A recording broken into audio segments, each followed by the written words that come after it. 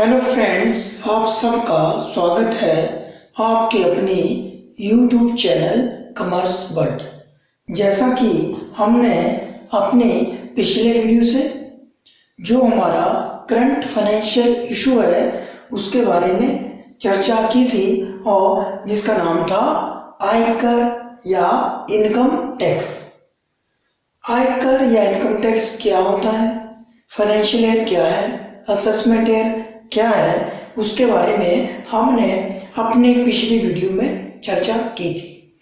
आज हम बात करेंगे कि जब भी आयकर की कैलकुलेशन की जाती है तो उसमें कौन कौन सी आय शामिल की जाती है। ज़्यादातर लोगों को इस बारे में पता होता है, बट फिर भी कई लोगों को अपनी कुल आय की गणना करने में दिक्कतों का सामना करना पड़ता है। उन्हें ये पता नहीं चलता कि वह जिस आय पर इनकम टैक्स की कैलकुलेशन करने जा रहे हैं उसमें कौन कौन सी आय शामिल की जाएगी। तो आज हम इसी कंटेंट के ऊपर बात करेंगे। किसी भी व्यक्ति विशेष या टैक्स पेयर का जो आय का मेन सोर्स होता है वह होता है सैलरी। क्या होता है? सैलरी या वेतन। और जब भी उसकी ग्रॉस इनकम की बात की जाती है तो उसका जो फर्स्ट कंपोनेंट बनता है वह बनता है सैलरी। क्या बनता है? सैलरी। सैलरी में बेसिक सैलरी, डीए प्लस जो भी अलाउंसेस उस टैक्स पेयर को अपने कार्य को अच्छे ढंग से या सुचारू रूप से चलाने के लिए आवश्यक होते हैं दिए जाते हैं, वह उसकी सैलरी का पार्ट बनते हैं तथा उसकी ग्रॉस इनकम में जोड़े जाते हैं। साथ ही साथ नेक्स्ट जो कंपोनेंट आता है वह आता है अलाउंसेस। और जो इनकम टैक्स एक्ट 1961 में जितने भी अलाउंसेस है उनमें से कुछ अलाउंसेस फुली टैक्सेबल हैं तथा कुछ अलाउंसेस 50% या 20% टैक्सेबल है। उनके बारे में हम अलग से चर्चा करेंगे। नेक्स्ट जो हमारे पास हमारी ग्रॉस इनकम का कंपोनेंट बनता है वह बनता है इनकम फ्रॉम प्रॉपर्टी।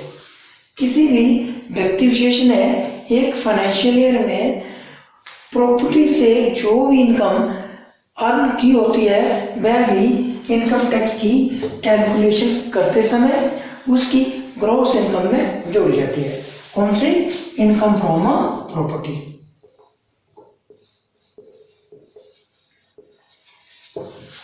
नेक्स्ट है हमारे पास इनकम फ्रॉम बिजनेस। एक व्यक्ति विशेष इन दो कंपोनेंट के अतिरिक्त अगर कोई बिजनेस भी चलाता है तो उस बिजनेस से भी अगर एक फाइनेंशियल ईयर में उस टैक्स पेयर को अगर इनकम होती है तो वह भी उसकी ग्रॉस इनकम का हिस्सा बनती है। Income from business.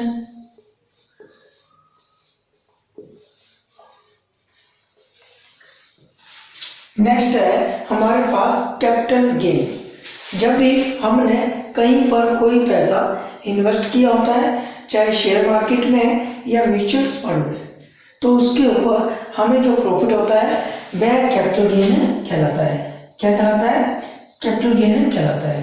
अगर एक फाइनेंशियल ईयर में आपको वहां पर पैसा इन्वेस्ट करने से कोई इनकम होती है तो उस इनकम को भी आपकी जो ग्रॉस इनकम है उसमें ऐड किया जाता है।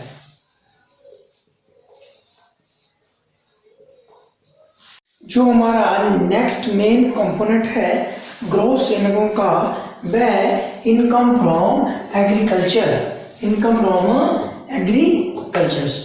अब बहुत से टैक्स पेयर को इनकम फ्रॉम एग्रीकल्चर से रिलेटेड कंफ्यूजन होता है।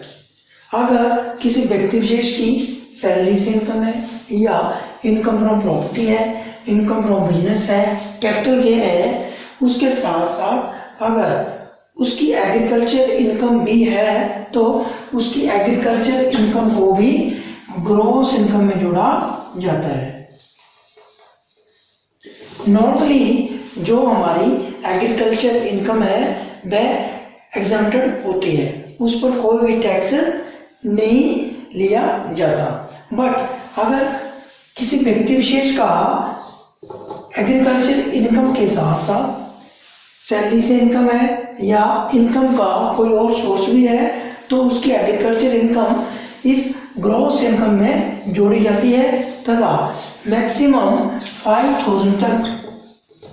5,000 तक जो नेट एग्रीकल्चर इनकम, कौन सी नेट एग्रीकल्चर इनकम ही टैक्स फ्री होती है और उससे ज़्यादा जो हमारी एग्रीकल्चर की इनकम भी होगी उस पर भी हमें टैक्स देना पड़ेगा।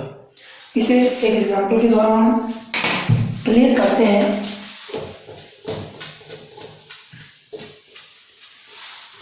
मान लो एक व्यक्ति की जो एग्रीकल्चर इनकम है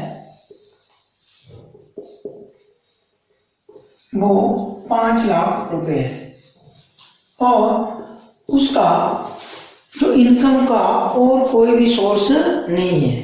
अगर उसकी इनकम कितनी है 5 लाख है और उसका इनकम का कोई और सोर्स नहीं है तो इसकी ये 5 लाख की इनकम टैक्स फ्री होगी।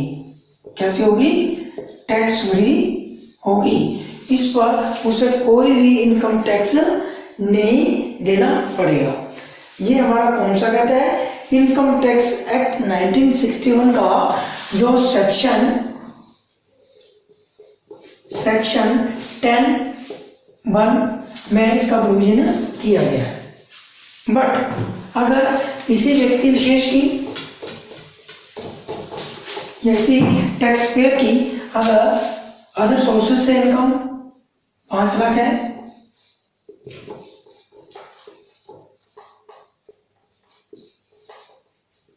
जिसमें सैलरी हो सकती है या कैपिटल गेन हो सकता है या इनकम का कोई और सोर्स भी हो सकता है और उसके साथ साथ उसकी एग्रीकल्चर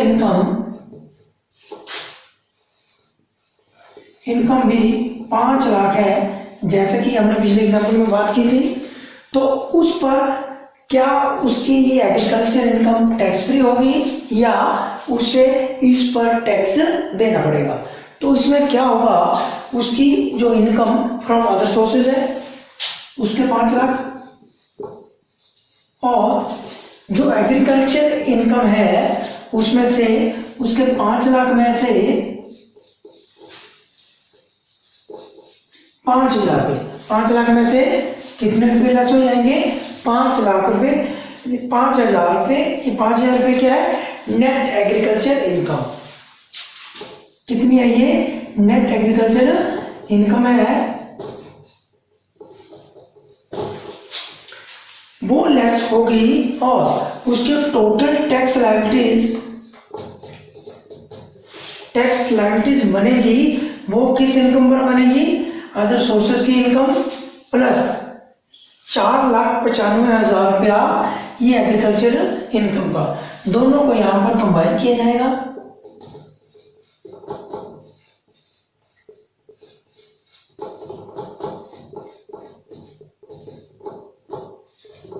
तो 9,95,000 रुपए की जो उसकी ग्रोस इनकम आई उस पर उसे टैक्स पे करना पड़ेगा।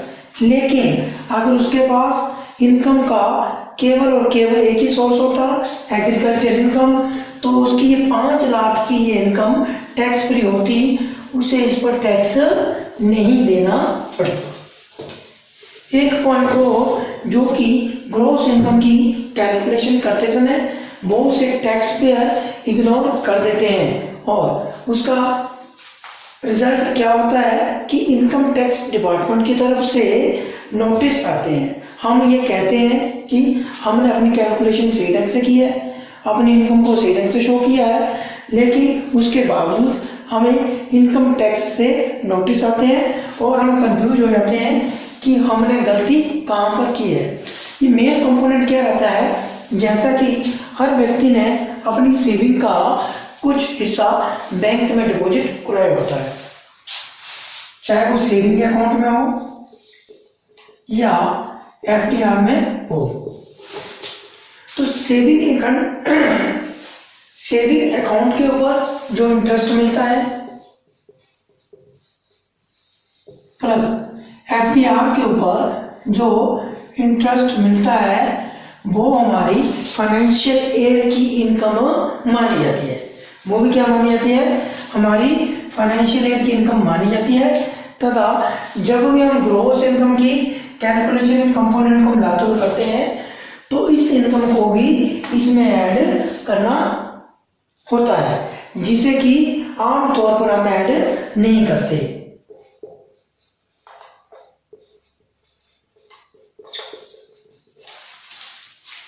तो ग्रॉस इनकम का कंपोनेंट क्या बन गया? Interest on saving account and interest on FDR, या जो भी हमने एफडी बैंक में करवाई होती है उनका जो इंटरेस्ट है वो भी हमारा एक फाइनेंशियल ईयर की जो ग्रॉस इनकम होती है उसका हिस्सा बनता है। और जिस अमाउंट पर हम इनकम टैक्स कैलकुलेट करने जा रहे हैं उसमें इसे शामिल करना होता है। अगर हम ऐसा करते हैं तो हमारी जो ग्रॉस इनकम है वो सही ढंग से कैलकुलेट होती है और हम अपनी ग्रॉस इनकम पर सही इनकम टैक्स की कैलकुलेशन कर पाते हैं। साथ ही साथ जो हमारा सेविंग अकाउंट का इंटरेस्ट होता है उस पर मैक्सिमम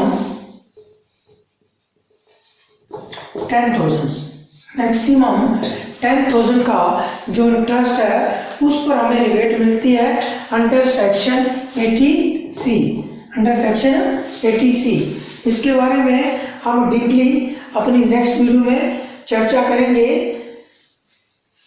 तो आज हमने जाना कि ग्रॉस इनकम की कैलकुलेशन करते समय किन किन आयों को शामिल किया जाता है तथा कौन कौन सी आय हमें अपनी ग्रॉस इनकम की कैलकुलेशन करते समय ऐड करनी चाहिए। इनमें से मेन थी income from salary, income from property, income from business, income from capital gains, income from share and mutual funds, and main जो कंपोनेंट था वो था इनकम फ्रॉम एग्रीकल्चर, साथ ही साथ इनकम फ्रॉम इंटरेस्ट। और जो एग्रीकल्चर इनकम है वैसे तो इनकम टैक्स एक्ट के अकॉर्डिंगली टैक्स फ्री है अगर हमारा ओनली और ओनली एक ही सोर्स है इनकम का एग्रीकल्चर। लेकिन अगर हमारा इनकम का सोर्स एग्रीकल्चर के साथ अदर सोर्स भी है, चाहे वो सैलरी हो, कैपिटल गेन हो, तब हमारी एग्रीकल्चर इनकम पर मैक्सिमम जो हमें टैक्स रेट है वो 5,000 रुपये तक ही मिलती है। कितने रुपए तक मिलती है? 5,000 रुपये तक मिलती है। तथा उससे ज्यादा की जो भी हमारी एग्रीकल्चर इनकम होती है उसे हमें ग्रॉस इनकम में ऐड करना होता है तथा उस पर हमारी टैक्स लायबिलिटी बनती है। अगर आपको हमारी ये जानकारी अच्छी लगी तो इसे लाइक और शेयर करें तथा हमारे चैनल को सब्सक्राइब करें। धन्यवाद।